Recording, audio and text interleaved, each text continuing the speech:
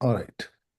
So last week we did talk about the synchronicity and then relationship with the guru. So now let's proceed to this refined flavor of peace. So in contrast, so we started with this concept, right, with this discussion. In contrast, the to the seventh chakra, at the eighth chakra, power loses its charm. One realizes the difference between power and the source of power. So here, what we are meditating on the source of the divine essence within, the source of power. So the source of power is not power at all. Somehow we assume that the source of power is power, but it is not. It is that which gives the power. So it is no power. Because it is no power, then it can give power. So this assumption that it is powerful then makes us think that we should also become powerful. And that's why innately we all seek power and control. But whereas when we go to the source of the power, it no longer requires any power. If it requires power, it is no God. See, I mean, you see how human psychology works. Because we think it is, we assume it is power, we have created something anti-power, the devil. But what we have to recognize is whatever we think, we recognize, we consciously perceive outside, it has to be within us. Otherwise, we cannot perceive anything outside which is not in us. Whether it is divine or devil, it has to be within us to perceive it. So, what is that we really have to overcome? There is nothing to overcome. All that we have to subscribe, connect with the source of power, the divine, and that's all it requires. You see? So that's why, the classic example, right? When Jesus was presented with the devil, and the devil offered kingdom on earth and everything it offers, the great things it offers. All that, the Jesus says is, all that I need is my Father in the heavens, up above. That's it. And the devil disappears. So that means he killed the devil by saying that from within. And we have to do that, all of us. How we can do that is just subscribe to this higher source. That's all it is, right? So we have to really see the inner meanings of these teachings. So with the greatness of source imprinted in one's heart, it brings one special flavor of peace. So the peace we assume, we think is that this rattling of the brain has to stop. But the real peace is not about that. It's not escaping from anything. The real peace is becoming that peace itself. That's why it brings a special flavor of peace when we reach this eighth chakra. Think of the freshness a person walking in the blazing sun would feel after the bath in the cool water of a river. So the flavor of peace at the eighth chakra rejuvenates you with its freshness. Although the journey you experience peace at regular intervals, after the journey at the first chakra, you enjoy peace when you land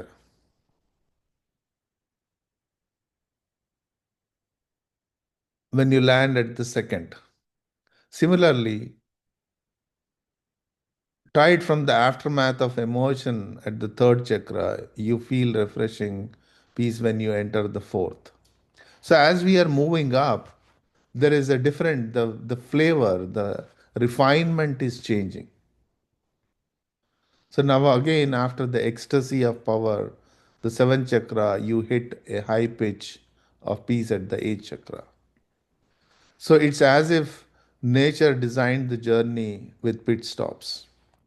So, besides rest, rejuvenation, is there any special reason why the journey designed this way? So, we stopped at this question last week to think about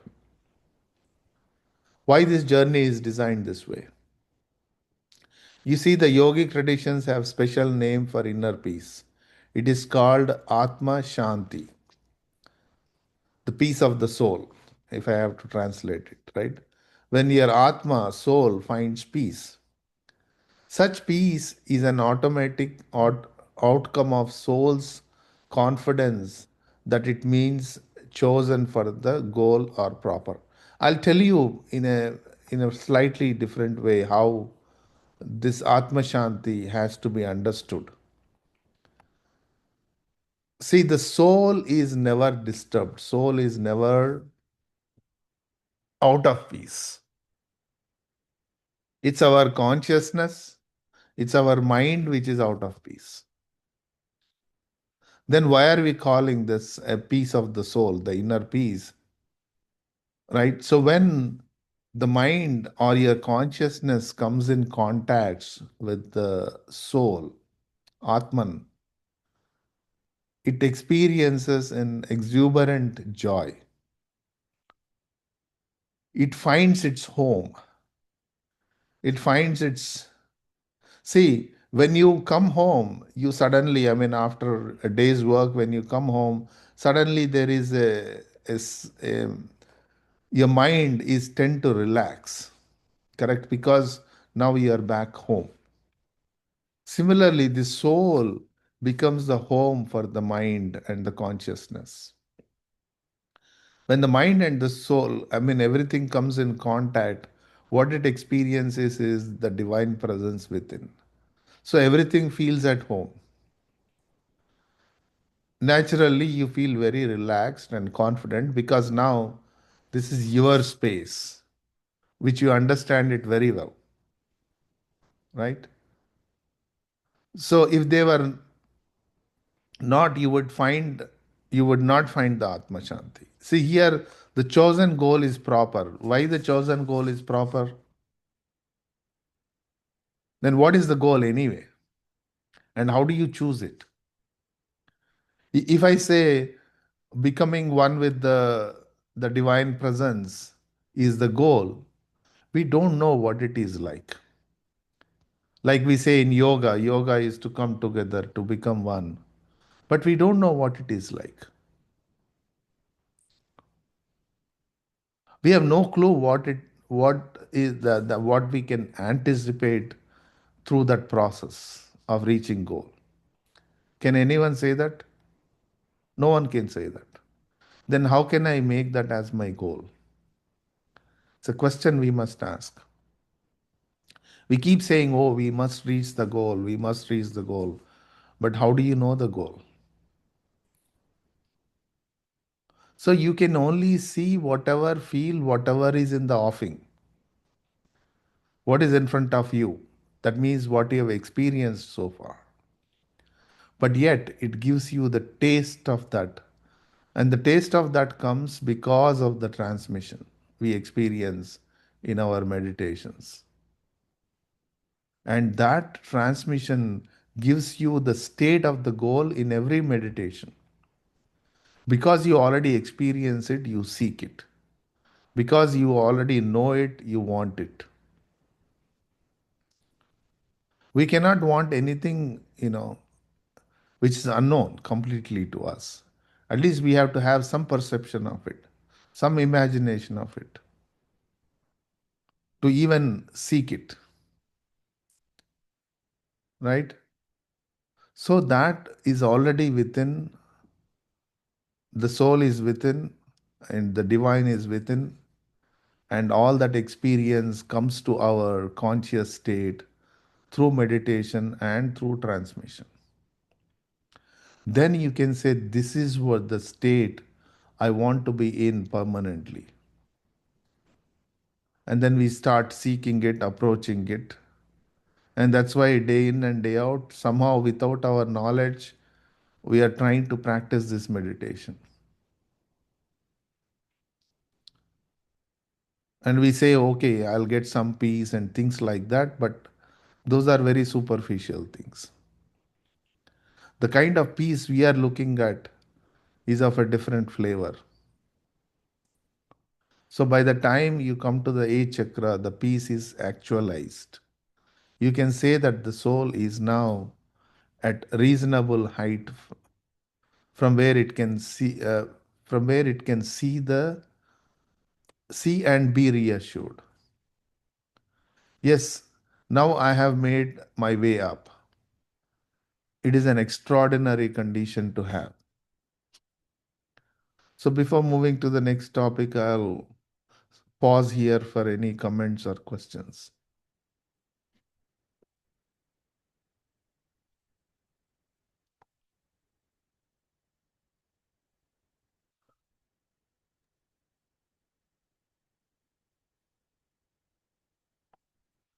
All right.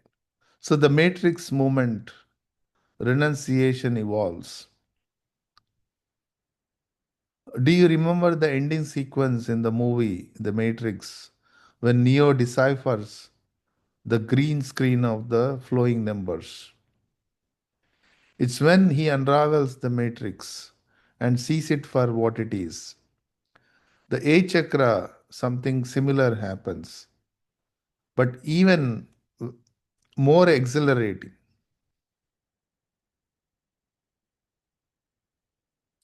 When you have accessed the eighth chakra, you develop the inner condition where the deeper meaning and purpose of life become clear.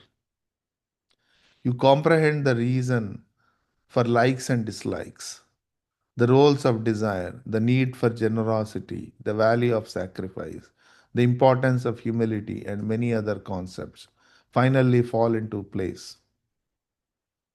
You recognize their necessity, and this recognition refines renunciation. Renunciation, but renunciating what? Here, the renunciation, somehow people think that they have to give up something to have this renunciation. It's like this. I'll give you a very simple example, right? Let's say, a bunch of kids come to your house. You have to give them instructions. Don't jump here. Don't break this. Don't go here. So many instructions. But when few adults walk into your house, your friends, you don't give them the same instructions what you give it to the kids. I'll give you another example. If you snatch a candy from a kid and the kid is miserable, right? And you cannot tell the kid, oh, you have to have a renunciation, you should give up the candy. You cannot do that. But if you take the candy from the adult will say, can I give you one more? And the adult is not miserable. Why? Well, here, it doesn't mean the adult has, renounced his attachment to the candy. Correct? So as your understanding, the maturity crosses certain limit, the candy is no longer a thing for you to make you miserable. But there are other things we find which makes us miserable. That means we have to still grow. And an ultimate state of renunciation, by having it, you are not giving up. But if you lose it, you are okay with it. So you're not really giving up anything to reach that renunciation. Somehow people thought they have to renounce the families, they have to renounce the day-to-day, the trepidations or work, and they become sannyasis. They become ascetics. But what is the use of such asceticism where you are not matured? In your mind, in your heart, you are seeking all those candies, but just because you call yourself as this yogi, You pretend to renunciate, but you have not renunciated anything. But when you have the maturity, you can still have them, but at the same time, you are not worried about losing them. So look at all our worries in our lives. All our worries are about losing something. So how can I say I gave up and still still I'm thinking about them, still I'm wanting them. It's not true renunciation. So far, renunciation has grown at each level of your journey, becoming more refined as you move from one chakra to another. Renunciation is not the non possession of things, but non attachment to them. It's a loving detachment where you are involved but ensnared. But the renunciation developed up to that point has a subtle aversion to the world. Yes, Cliff, you have a question? Okay, so um, in the past, you've talked about how during meditation, we go through all these points during the meditation. Right. So I would assume then, when as you mature in your meditation, you spend more time or recognize the higher points. Is that correct? Yes, you will And then eventually. on the other hand, since it's rather gradual, you may not even perceive that you're spending more time there. It's only by comparison to some real world event that you say, oh, I'm reacting differently than how I used to react from that. Right. Is that the essence of it? Yes, that is true. All knowing is only by contraction, right? Yeah. Otherwise, how do you know this Yeah. versus that? Yeah. I Right. noticed like some Yeah. of my plants died when I came back from vacation because my daughter had locked the screen door so the person couldn't come in water. Uh, And in the past, I would have been really upset. right. Now, when I look at it, I said, all these are replaceable. And, I'm grateful for the person who came and watered while we were gone, that the other Right. half still lived.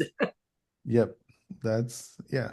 So that's what I mean. That's a very good, you know, example and experience, right? So that's how we know. We can compare on all knowing is only through comparison. Otherwise, there is no cognition. I'm only recognizing peace because in some state I'm at unpeace.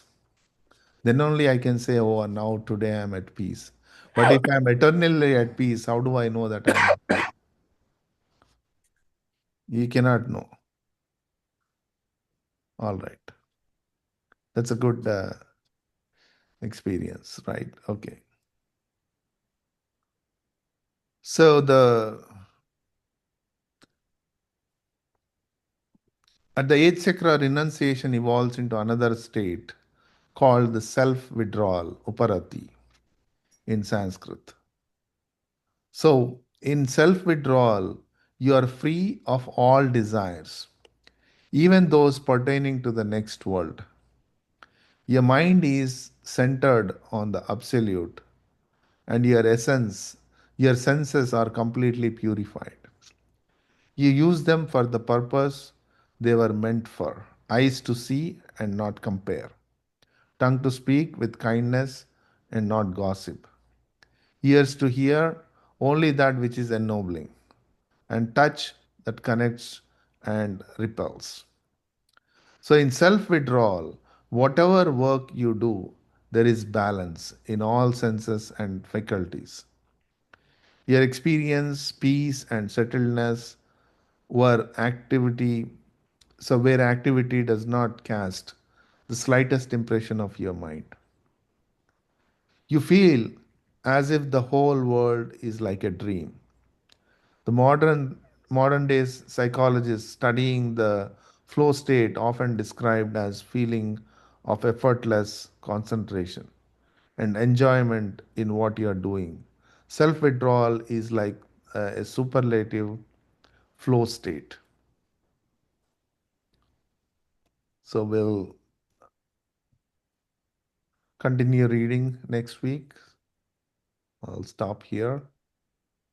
But if you have any comments, questions, please do it now. Then we can get into meditation.